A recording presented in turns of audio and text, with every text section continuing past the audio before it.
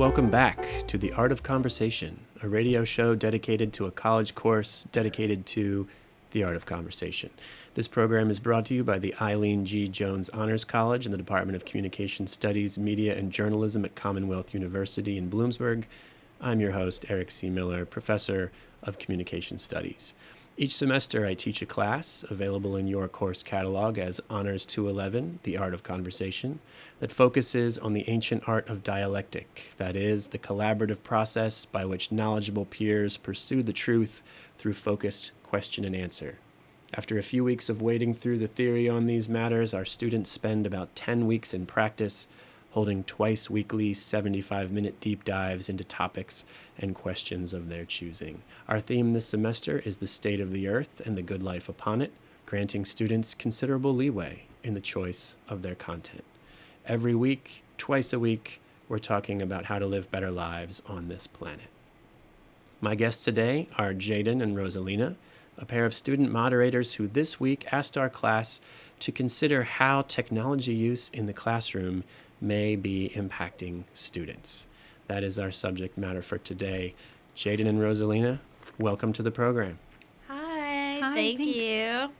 We're going to get into your content here in just a moment, but before we do that, I'd like to learn just a little bit about yourselves. Where are you from? What are you majoring in? How are you enjoying the class so far? So, my name is Jadyn. I am a sophomore here at Bloomsburg. I am majoring in early childhood education, and I am in the honors program, which is why I am in this class. Hi, I'm Rosalina. I'm a freshman here at Bloomsburg, and I'm majoring in biology, and I'm also in the Honors College. Excellent. Tell us a little bit, first of all, about your question and about your interest in this subject matter. What stake do you have in whether or not technology impacts education? So, technology in education, I think, is a very important aspect to think about, especially in my major as an early childhood educator, because it's rapidly taking over what education is kind of coming to be. So it's scary, but I think it's great to know about and be aware of and tell everybody about. Being a college freshman, I feel like social media is impactful in my everyday life just because I'm constantly surrounded by it, whether I'm at home or whether I'm doing schoolwork on my laptop. It's just everywhere, and we need to figure out what are the best ways to use it and what are the not so good ways to use it. Well, I think it's a fascinating question, in part because I'm getting old. And the older I get, the more technology fills me with unease rather than excitement. I can remember a time when every new advance filled me with anticipation. What is this new thing? How are we going to use it? How am I going to figure it out? And now it just fills me with a sense of existential dread, for the most part. In any case, when you think about technology being used in education, what are you talking about specifically? I mean, there's a lot of different ways we could take this. What's most concerning to you? So what we pretty much focused on was social media, because especially for our age group and even for younger children, social media is probably the biggest platform in technology, I would say. Yeah, I would agree. It's just the fact how we all have access to social media and it's not regulated in the way that students can or cannot have it. Well, we talked about this a little in class, that the question itself probably needs a little bit of refinement because technology can apply to any number of things. Paper is a technology. Pencils are a technology. The printed word in books and workbooks and things like that. And of course, those are the technologies that I was more comfortable with or more attuned to growing up in my day. And of course, you guys have grown up in a different situation where computers and screens and everything are central to all of it. And so if we recognize that technology can be defined very broadly, we can move from there to look at social media in particular, since that is your concern. When you use the term social media, are you referring to any particular platform or set of platforms? So we did mention this in class. We asked everyone what they would give us as examples of technology, and one of the biggest ones right now we would say is TikTok is a really, really big one. Instagram, Facebook, Twitter, Snapchat. Yeah, and then I made the point that those are all like the big social media platforms, but also email, GroupMe, LinkedIn, WhatsApp, all of those are considered social media too, even though they could be used for careers, or in college we use email a lot, but those are still social medias. And are these platforms being used in education, in the classroom? Are they limited to use outside of the classroom? Right, so I would say it's kind of a combination of both. There's definitely some social media usage, definitely some technology usage within the classrooms, but I would say the majority of it is affecting students outside of the classroom. I have friends or like old group chats that we would use Snapchat instead of messages just because it's easier.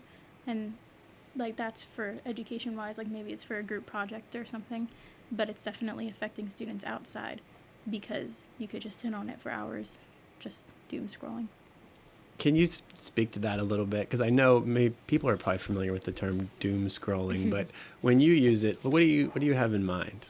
Doom scrolling is when it's like say you're on TikTok and you're just scrolling and you're like, I'm going to sit on TikTok for like 5 minutes and it'll be fine.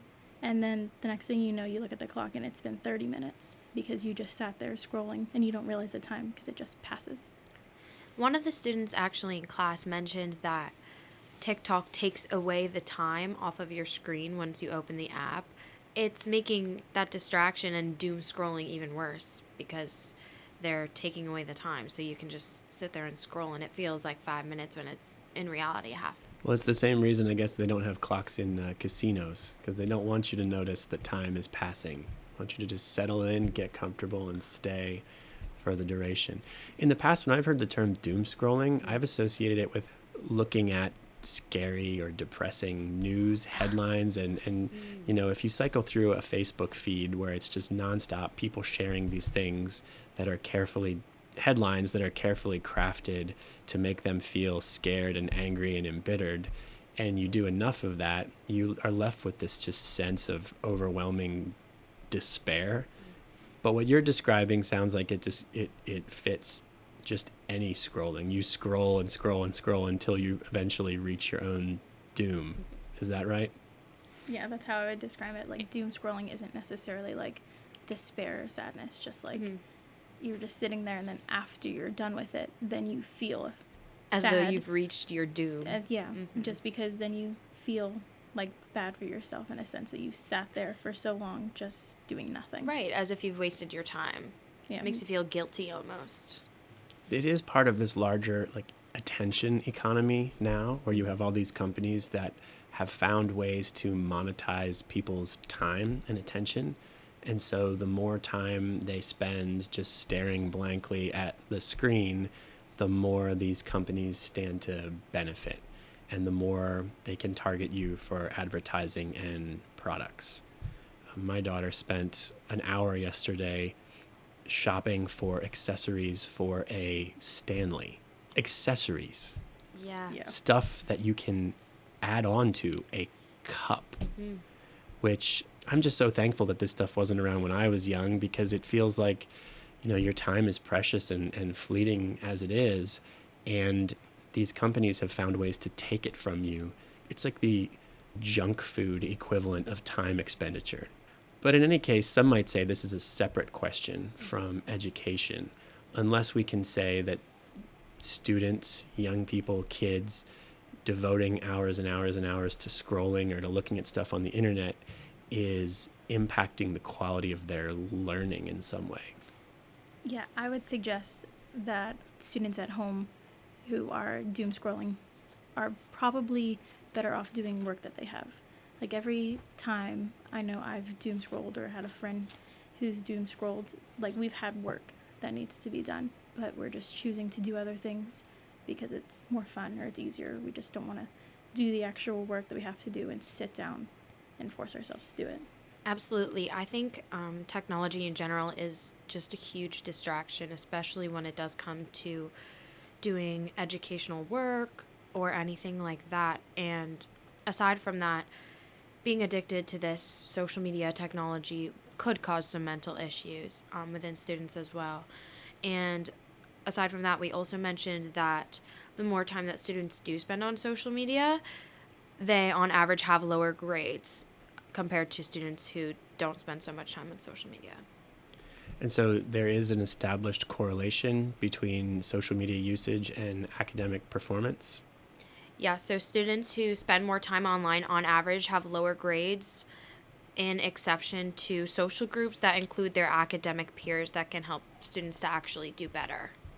So clearly, yeah, there are some consequences to using social media at a young age, as many kids do. I just saw an ad on Instagram yesterday for, like, they call it Instagram Teen or something. Are you aware of this? No. No, never heard of it. All right, well, maybe we won't talk about it then, but one potential avenue.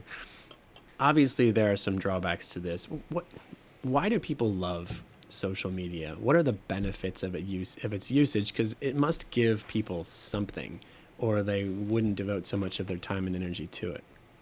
So, yeah, we did discuss the pros of social media usage being better communication between students and teachers, and easier access to a wealth of information because we know the internet is the easiest and fastest way of accessing data.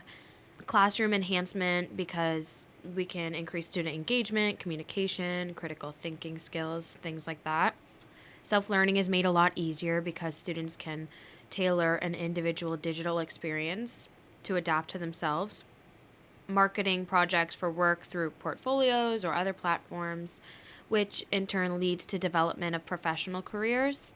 And many teachers, about 60%, flock to social media to network because social media has real-time interaction and community support for continuous learning, knowledge sharing, peer collaboration, and again, constant accessibility.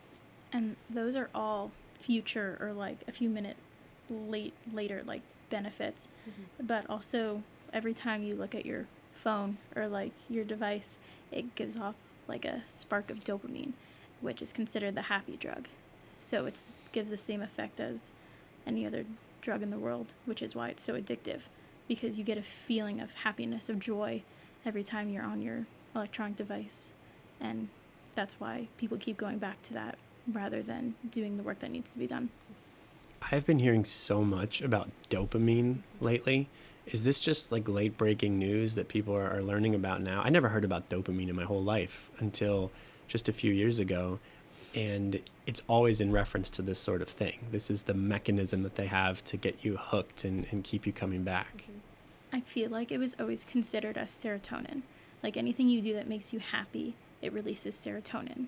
So it makes you want to keep doing that thing. But it's not necessarily serotonin, it's dopamine, which is making you go back and keep doing the things over and over again. Because the happy things that you do, yes, release serotonin, and then makes you happy, but it doesn't make you addicted to it. And that's what dopamine does. It makes you addicted to the things you're happy about. Right, and I would say it's a lot more relevant specifically now and in the recent years because of the growth of technology usage. So it's going to be more relevant because there's a lot more usage of technology. So now we're starting to dive deeper into why we're using it so much.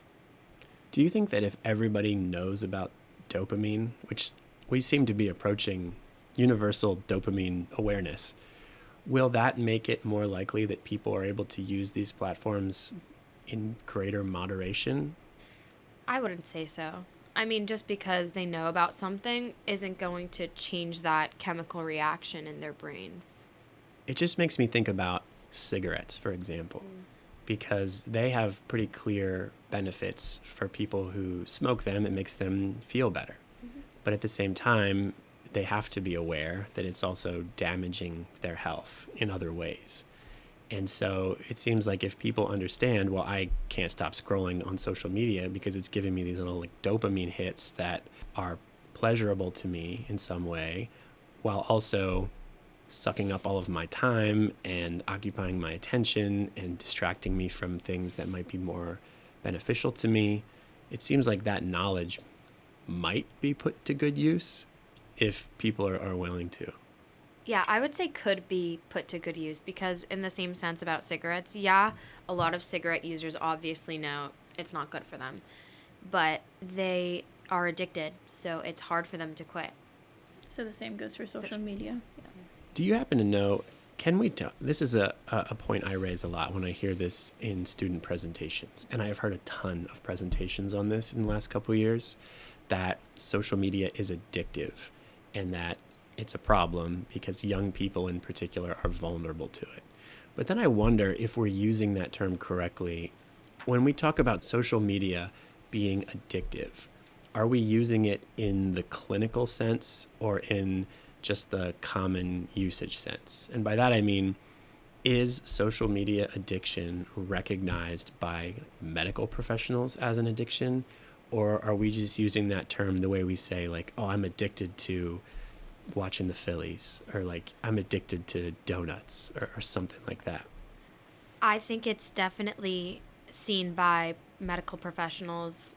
We actually, in one of the sources that we found, it was a medical professional talking about how social media can be compared to drugs due to the dopamine spurts in your brain being about the same as using drugs. All right, so we've got some kind of basic surface level benefits. It's fun for people. They get the dopamine. It connects them to other people around the world or in their peer group. Maybe we should spend more time talking about the drawbacks and how serious these are. Is it just a matter of wasted time and wasted attention, or are there deeper concerns that we should consider? Well, definitely addiction's the biggest drawback, but also students may feel isolated from their peers just because they're not getting the real time interactions that they would in school because they're spending all of their time chatting with their friends online. So when they're feeling like a greater distance away from their friends, it just makes them feel maybe not as important or lonely in a sense. Yeah, absolutely. Even after COVID, a lot of the children who were born during these years were seeing a lot of developmental issues and stunts due to their usage of technology. Yeah, because they didn't have that interaction. What about cyberbullying, which is a term, to me, it almost sounds like an anachronism because originally it was used because the internet was new. It's like, well, we've all been accustomed to bullying, but now it's being done online. So it's a new class of thing that we're going to call cyberbullying. But because your generation has never known a world other than the cyber, then cyberbullying and bullying, it's just bullying now. Do we find that kids who are active on social media are still at greater risk for being targeted in these harmful ways? Absolutely. I think that bullying is at kind of an all-time high due to the digitized platform that they've been given, where they can hide behind their screens and basically just torture other students. Yeah, they do it because it's easier. It's faster and easier than in real life because you don't get the other person's real life response. You just do it and it's quicker. So they don't get that like emotional guiltiness of hurting another person. Right, and especially with being online, there's not really any consequence unless they get caught. What about when they use computers in school itself? Because for the most part, we have been talking here about using social media at home or outside of school. Maybe it takes you away from your homework. Maybe it distracts you when you're supposed to be learning about other things, and that's harmful to their education specifically. But I know now that in schools, starting at a relatively young age, students are given laptops. And you get your laptop when you're in third grade or whenever, and it's yours, and eventually you're allowed to take it home and you do your work on it. You take your standardized tests on it increasingly. And to me, the potential problem there is that we hear a lot about screen time and kids spending too much time on screens and how this is a bad thing. But then you send them to school and they're immediately given a screen that they have to work on all the time.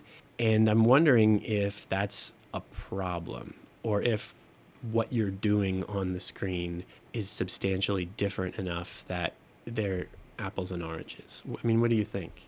I think it is worse for students to be on screens in schools at a young age. Like, I feel like college, you have your laptop, like, you're mature enough to focus and, like, do your work. But younger generations, being on the screen, they still have access to Google, and they can still go on and search the games that are on there or the App Store and do that instead of focusing in school.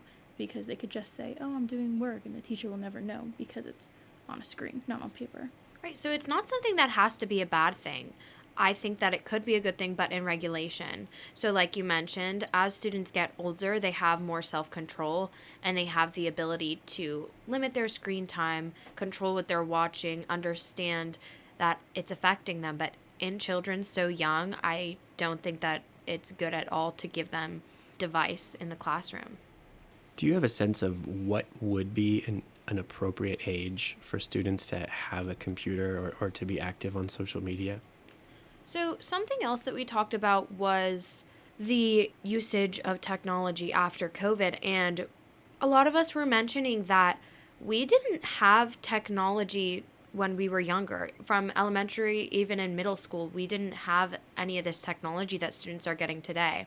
And even in high school, some of us even mentioned that we didn't get a high school laptop or any device like that given to us until after COVID. So I would say that maybe high school is an appropriate age, but underneath that, I don't think they're developed enough. And I feel like elementary school and middle school is so structured in the way that kids have to do this, and this throughout their day. Whereas in high school, teachers are kind of like, this is your work, you have to do it. So it would be much easier for high schoolers to have their work online just because they're given the work and told do it. Whereas elementary and middle schoolers are given the work right there in the classroom and saying do it. So there's no need for a screen. It's funny to me to hear college students say, well, I didn't get my first phone until I was 8 years old. And the kids now are getting theirs when they're 3 or whatever. Because I didn't get my first phone until I was 23. And my father didn't get his first phone until he was in his 40s. And my grandfather had never had a phone in his entire life. Furthermore, I know people who didn't get on social media until they were 60 years old, and it seems to have profoundly broken them in some important ways. And so, is it a matter of age, or is it a matter of something else? Maturity, preparation? I don't know. I think maturity can play a factor as well, because I got a phone in 5th grade only because my parents worked 2 jobs throughout the day, and I needed to stay in contact with them, picking up my 4-year-old brother from preschool every day, because him and I would walk home and I would need to text them, hey, I'm home, just to make sure that they knew everything was safe. But the only thing I could do on that phone was text and call. I wasn't allowed to have social media until I hit high school, which was after COVID. Yeah, I don't think it's necessarily a matter of age. In some sense, I would say it is because of the developmental aspects of children. But social media and technology is going to be addictive for everybody. So either way, it's going to affect somebody. And as you said, I think it also depends on how technology is explained to children who do have it. Like you said, you didn't have social media. Your parents explained to you that you had it to contact them or for an emergency. And I think that's really important because children who do have it for emergencies aren't necessarily on social media, so it isn't as negatively affecting them. Yeah, because if the only thing they can do is text and call, they can text and message their friends, but there's no outside information from the world that they can access. This is the Art of Conversation Radio. I am here today with Jadyn and Rosalina, and we're talking about the impacts of social media use on education. There is more to discuss, but we're going to take a short break, and we'll be back right after this.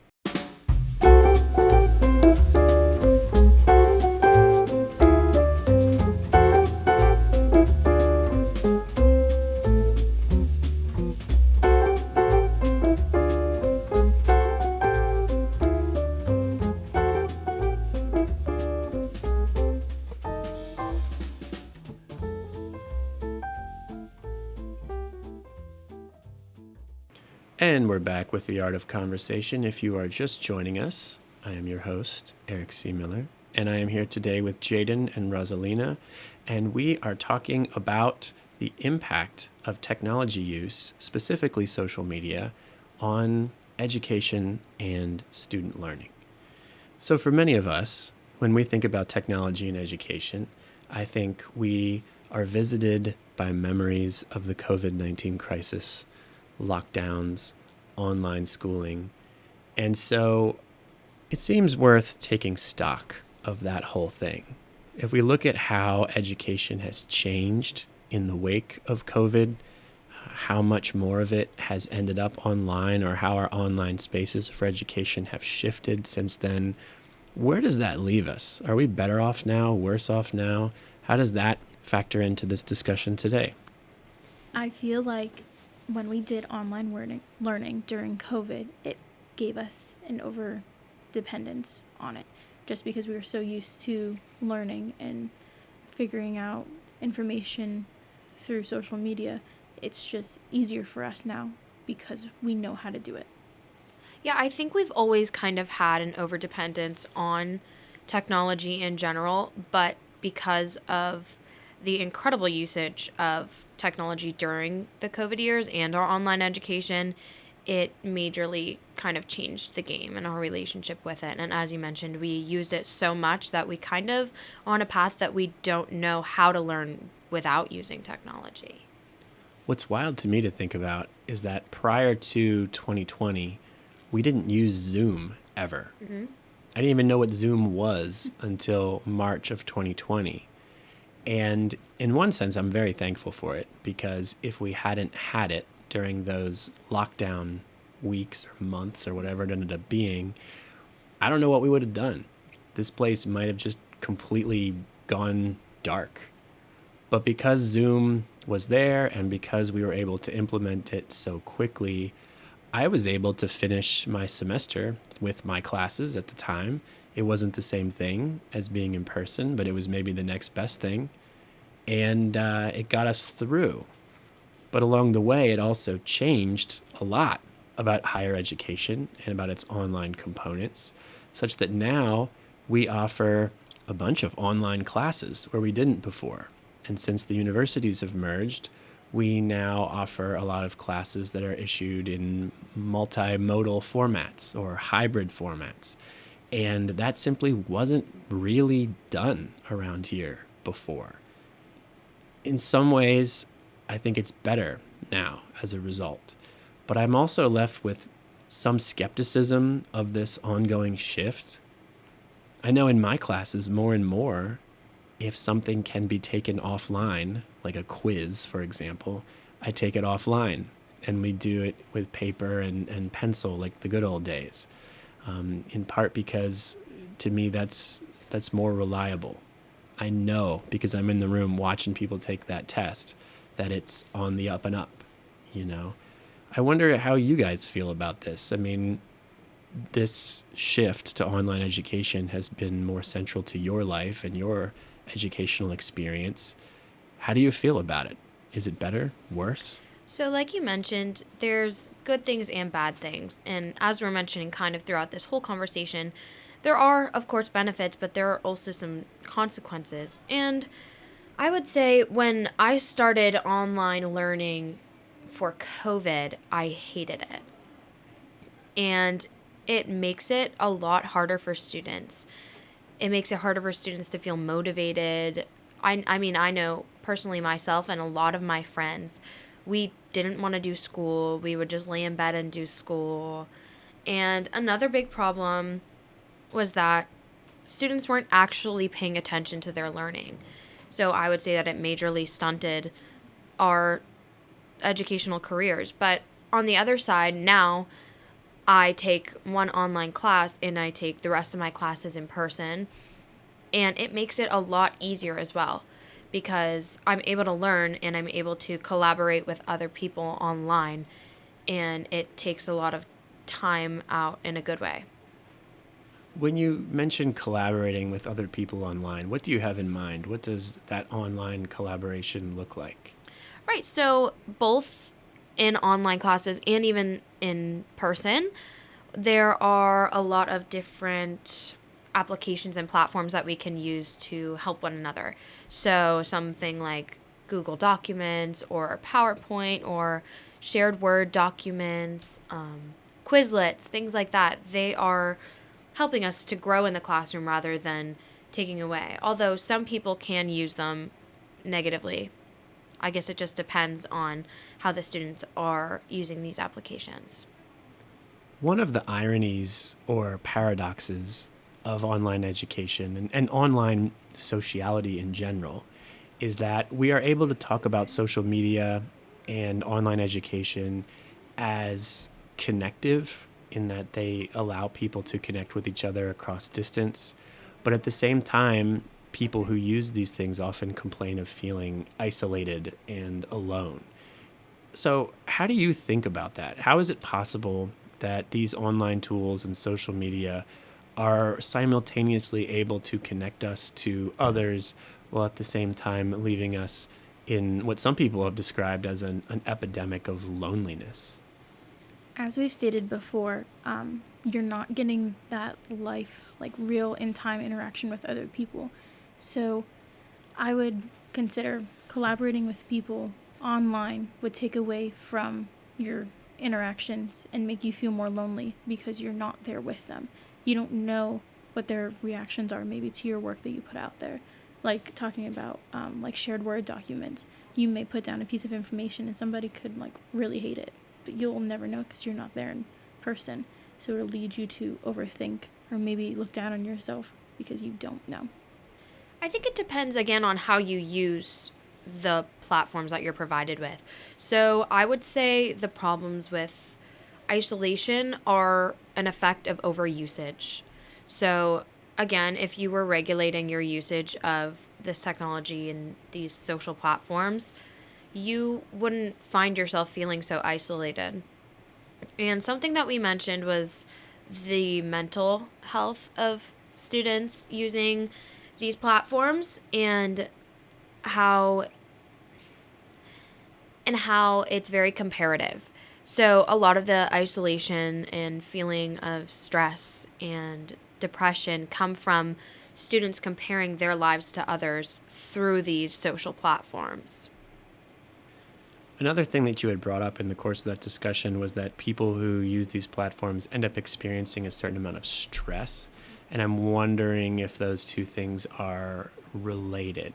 When you feel separated from other people in some important way, and you're left to kind of guess how you're being perceived by them or worry that you're not being perceived well, does that contribute to the stress?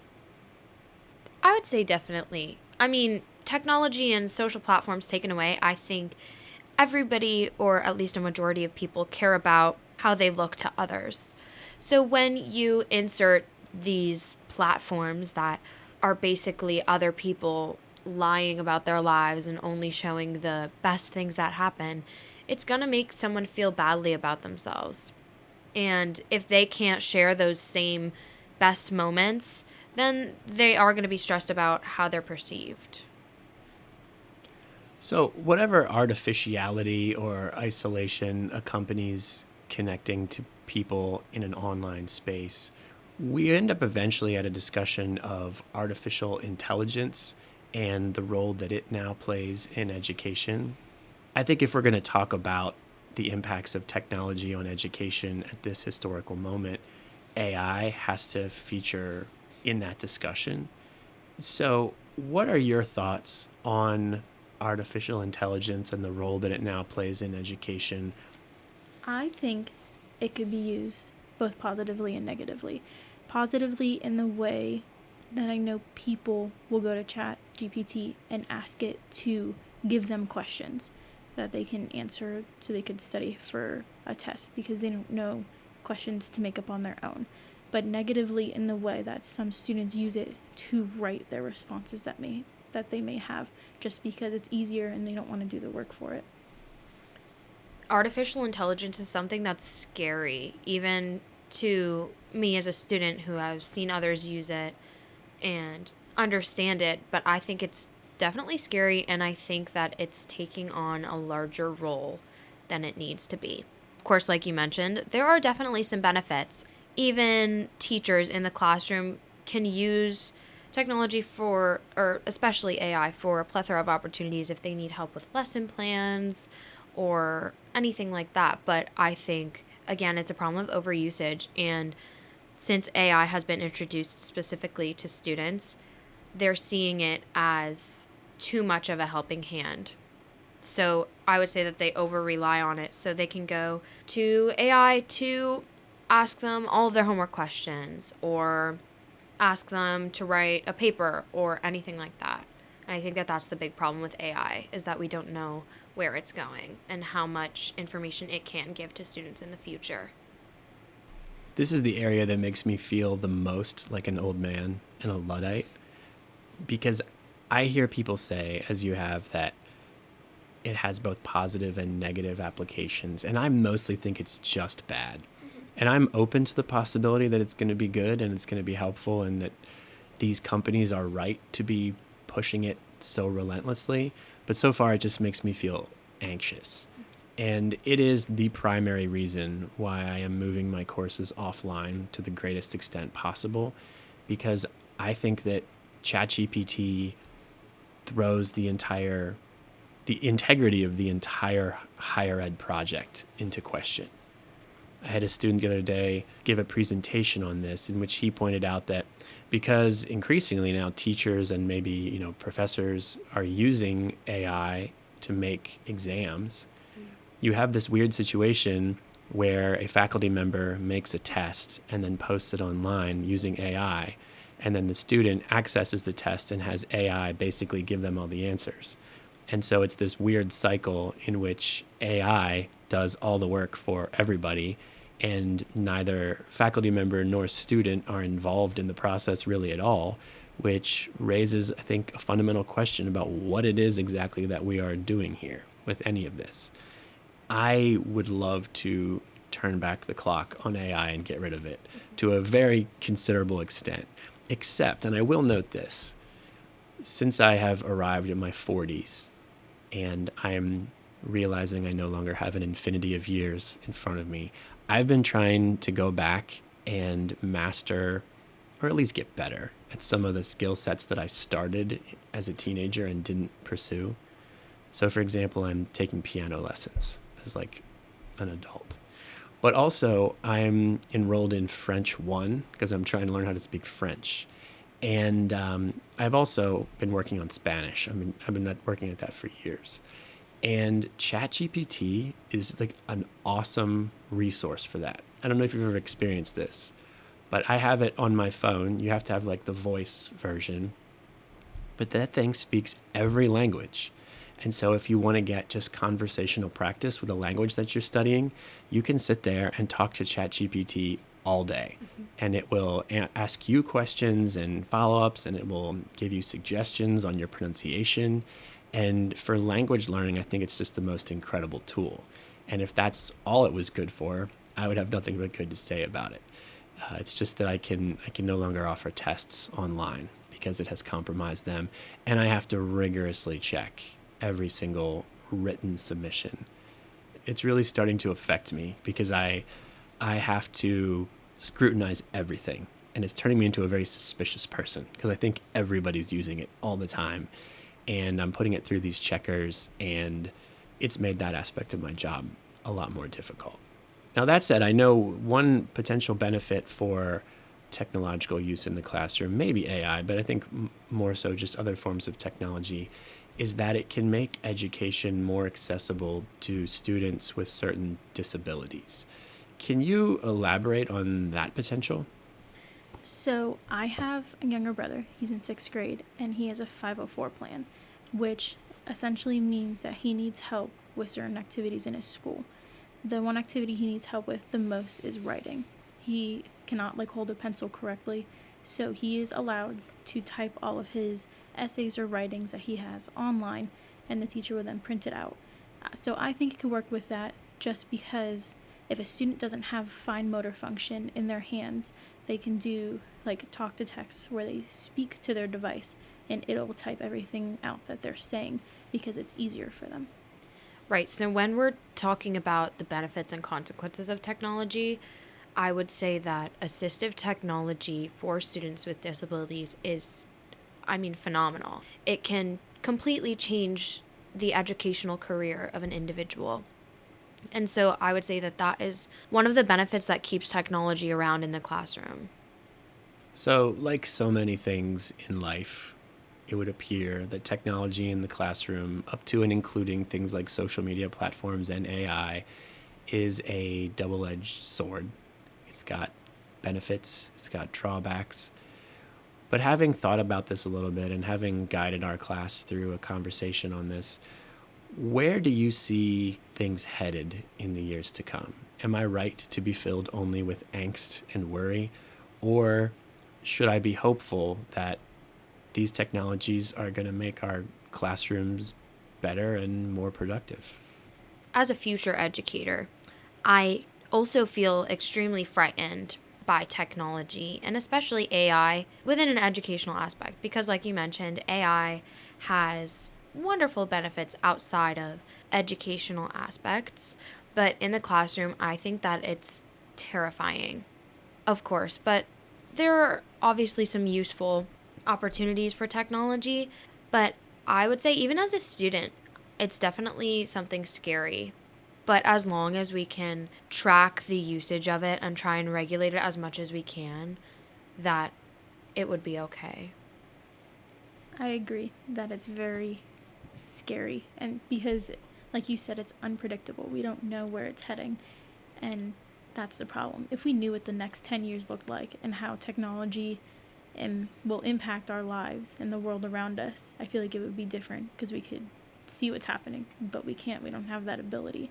So it's just the problem of not knowing where it's heading. And as you being a future educator, you not being able to see how it's going to impact your classroom, I understand that you're frightened in that sense.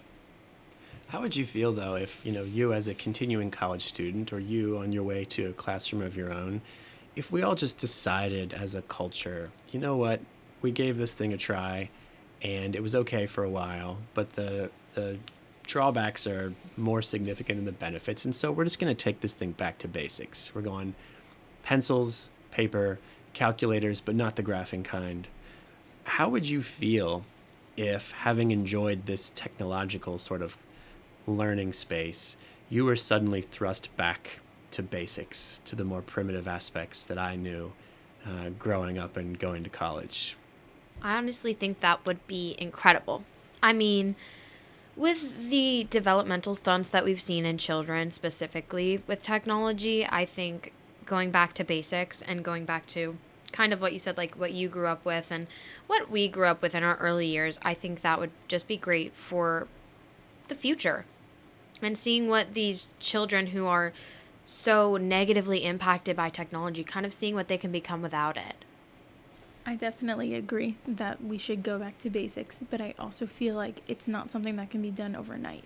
Like here at Bloomsburg, we use 2 specific platforms that help us with our everyday life, Brightspace and Banner. We use those for access to our classwork and access to our financial aid or other things that we just need to know, and it's going to take a while for our college and other colleges, high schools, school districts to make the switch. Yeah, I don't think it would be something that was easy at all because, like we've mentioned, technology is so relevant in today's society and how we've been using it for almost everything. So I don't think it would be something that easy, but I think it would definitely be something that is beneficial in the long run. Well, let me ask this then. If or when you decide to have children of your own and they are being raised in this educational environment, what do you think you would prefer for them? Or will you try and seek out educational options that are less technological? Is that going to be an option? Have you thought about this at all? I've definitely thought about how relevant technology is going to be in the classrooms because, like we mentioned, ever since COVID, when the big kind of technology boom kind of came along, it's been a lot more seen in classrooms specifically. So I think that it might not be an option, but I specifically would do all that I can to try and limit it for my children because I know the impacts that it has on students and children in general. Yeah, I agree. Like the impact it had on me and my friends during COVID, it was hard to be on a screen and just do all my work on it. So like I would definitely want my children to do all their work on paper and with a pencil, just because I think it's better, just because they learn other skills rather than just writing. And something that you talked about is how early children are getting phones and iPads and digital devices. And something that I think about a lot is how I definitely do not want to give my kid an iPad or a phone or anything like that until middle school, because again, we're seeing all these negative impact and it's scary, and I don't want to see, I mean, of course nobody wants to see that for their children, but I'm definitely going to limit the amount of technology I'm going to let them have, because we also see emotional changes as well. So children now are not able to regulate their emotions. They're having trouble with social skills. Again, we mentioned they're being addicted to these devices that squirt dopamine into their brains. And when we talked about dopamine, of course it's going to be relevant amongst everyone, but within children it's so significant. So I think that, yeah, it should definitely be regulated for children. Jadyn, Rosalina, thank you for joining me on the program today. Thank you for having us. Thank you. This has been another exciting episode of The Art of Conversation, a product of the Department of Communication Studies, Media and Journalism in collaboration with the Eileen G. Jones Honors College at Commonwealth University, Bloomsburg. I am your host, Eric C. Miller, Professor of Communication Studies, and we'll see you next time.